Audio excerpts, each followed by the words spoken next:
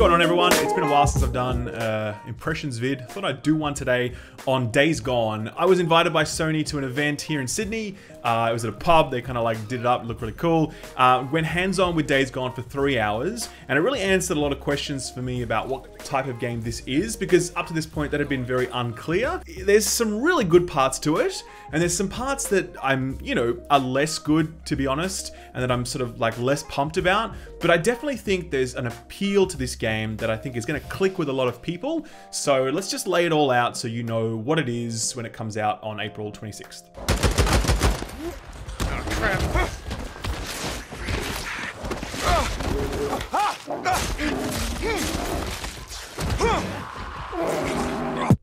So Days Gone has actually been in development for 6 years now, which is a really long time.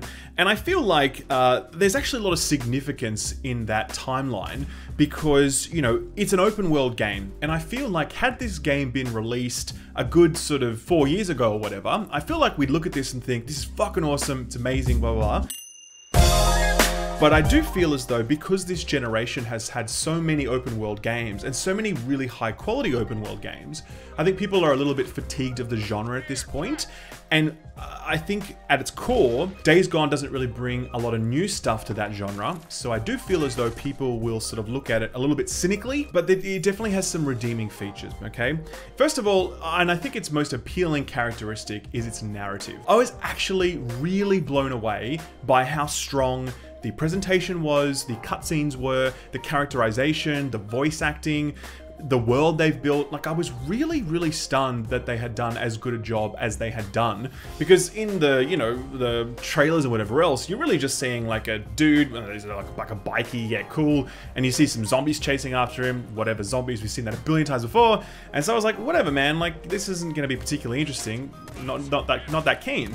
Having sat down with it though, like immediately pulls you in with some fantastic cutscenes that set the scene of a post-apocalyptic world. There's this guy, Deacon, and he's lost his woman, and he's now sort of like trying to survive in this new world. He's got some mates around him, and they're all going through shit together. And they talk like real people as well, by the way, like which is something that is quite rare in video games, I find. They actually talk like a human would talk, and I really just enjoyed listening to their interactions with each other. So no, then? Nope. Okay. Well, thanks anyway. Hey!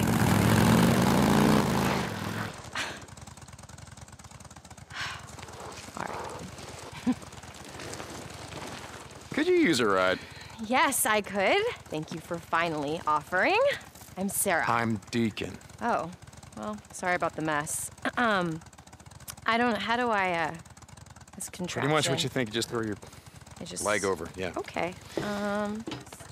There. Whoa. Okay. Ready. Hey!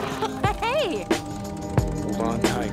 So, I would say that, the story that's being set up so far of just a guy trying to survive in this post-apocalyptic world, it's generic in its premise. But, The Last of Us was generic in its premise, and that didn't stop it from having an absolutely phenomenal narrative that everyone loved, like Red Dead, cowboys, of course that's generic in its premise, but, it's about the execution. And I feel like from what I'm seeing with the narrative, the cutscenes, the sort of presentation factor, it's really, really nailing that. And I feel like that's a good transition point to talk about, its open world sort of elements and its sort of core gameplay stuff.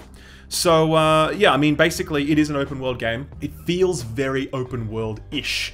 As soon as you step out into it, you're immediately sort of confronted with a big open world map. It has markers, it has sort of areas that you need to clear out to make them safe so you can fast travel to them. It has all sorts of, very old open world-ish tropes that you're very used to. You are guided towards and around the map through quests. So for example, I had one quest where my mate, he was injured, so I needed to go get him some supplies, and that sent me to various locations to scout out certain stuff. And then eventually I ended up at this sort of like friendly camp where I had to strike a deal with someone to get my bike back and all this sort of stuff. So the game is very much leading you by the hand as you go through these open worlds. It's not just dumping you in them, but a big part of it is like, okay, cool. cool, now you need to get some medicine, clear out this area of all the zombies so that you can then do that, and then you can, you know, do your thing, right?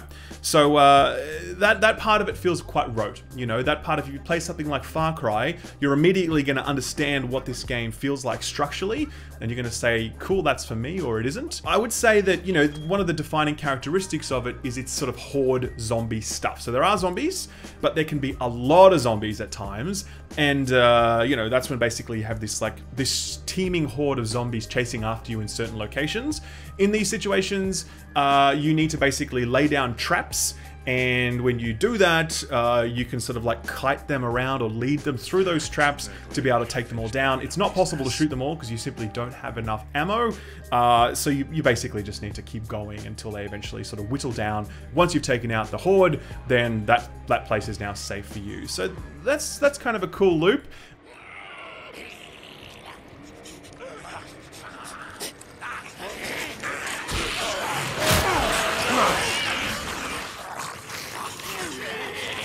Uh-oh.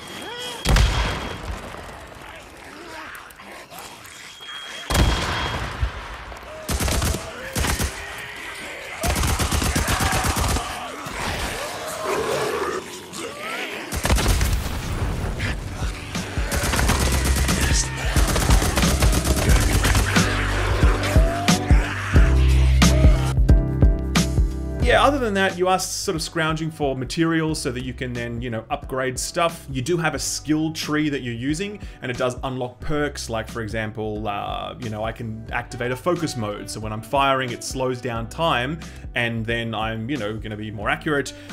When I'm using a crossbow and I walk over a corpse, I automatically pick up the bolts, for example. That's another perk. So there's a whole tree that you're able to develop as you go through, as you'd expect from, as I said, a lot of these open world games. Weapons. I do believe there's some big problems with weapon mechanics so far, and that is to say that they just don't feel good to use. You know, I used a variety of weapons when I went hands-on. By the way, this isn't my footage.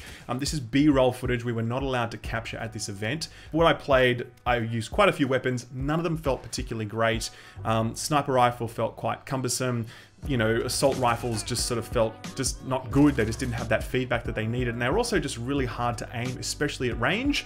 I'm sure some people will feel like it's meant to feel that way because, you know, you're on your own and you're not trained in firearms and they're meant to make it hard. I've never really bought that excuse for why weapon mechanics aren't great in games. I feel as though there are other ways to make gunplay feel like the odds are stacked against you rather than just it not feeling satisfying. I found that it was actually better for me to melee.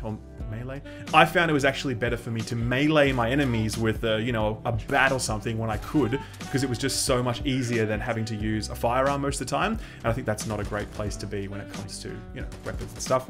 You can craft Molotov cocktails whenever you like and start throwing them out to clear out nests and burn zombies and all that sort of stuff. That's cool. There is stealth involved as well, so you can sneak up behind both human enemies and also zombies, take them down. That works fine. Again, that's actually quite a good way to play because it doesn't involve using your weapon, which is good. But I do feel as though any game that is based on using weapons, but it doesn't feel good to fire a gun, has some problems, and I definitely felt that with, you know, Days Gone. It's possible that future upgrades and new weapon unlocks will change that for me upon release, but that's definitely something that I was experiencing now.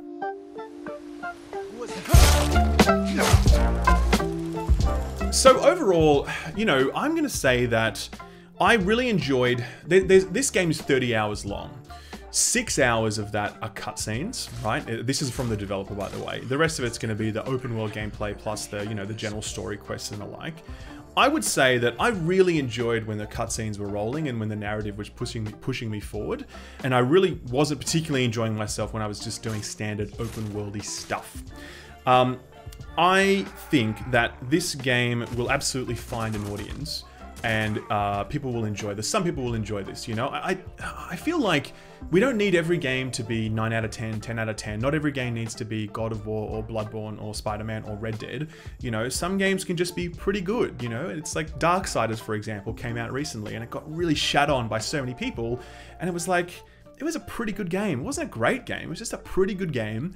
I'm feeling like this is a pretty good game overall, but I do feel as though its narrative hook is going to be the deciding factor for a lot of people. Red Dead's the perfect example as a parallel, I think, because, you know, Red Dead's gameplay systems, a lot of people, myself included, was like, all right, they're okay, they're not great, like they feel a bit old and a bit dated at this point, they're not really ringing any bells, but the world that you're in, the sort of cowboy fantasy, the narrative, all of that stuff just made it this incredible experience.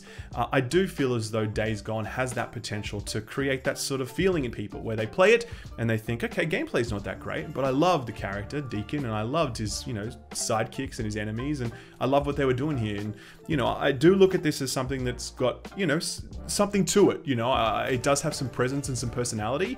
And so for that reason, despite its sort of gameplay issues, I'm quite looking forward to it. And I really hope that story element will carry it for me. So that's it. Days Gone, it's out on 26th of April, exclusive to PS4. It's single player only, there's no multiplayer. I don't believe there's any microtransactions in it at all, but I could be wrong about that. Just watch that space. I don't think there is. Sony generally don't do microtransactions in their first party stuff. Yeah, that's pretty much it, guys. Let me know if you have any questions in the comments below, but keep an eye out for it. I will do a review closer to release, and that's about it. Thanks again, and I'll see you next time. Bye-bye.